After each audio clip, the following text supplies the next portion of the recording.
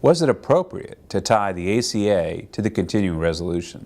If you believe, as a small core of concentrated conservatives do, if you campaigned on a promise to go and repeal or defund Obamacare, if you campaigned on that back in your home state, maybe statewide in the case of Senator Ted Cruz in Texas, if you campaigned on this even as a congressional office holder, then in that narrow point of view, you are upholding your campaign pledges, your promises, and so it's perfectly appropriate.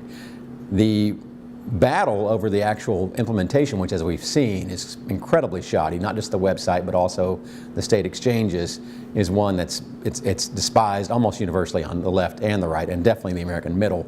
So I think it is appropriate for those conservatives to use their leverage within the Republican Party, within the leadership and caucuses of the U.S. Senate and U.S. House respectively, to try to tilt that ship of state.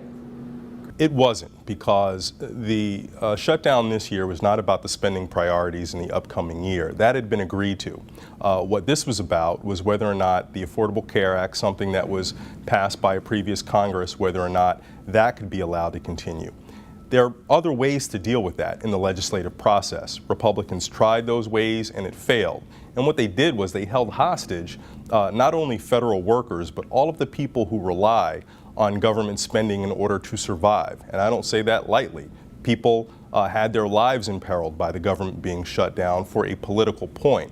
It's a dangerous precedent, one that I think, given how the shutdown evolved, wise Republicans will not do again when this opportunity presents itself in the future in just another month or so.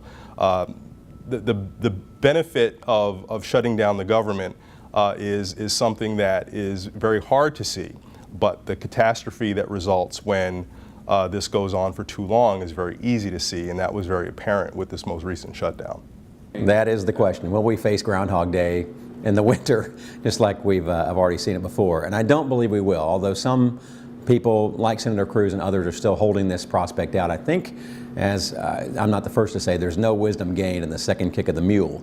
And so whether it's McConnell, whether it's the party elders, whether it's the simple pragmatic nature of a Mike Lee, who has seen what this has caused, not just the effect, or the ineffect rather, since it didn't succeed, but the backlash in the media, the vilification, the personification with their individual names, making them synonymous with this battle that went nowhere.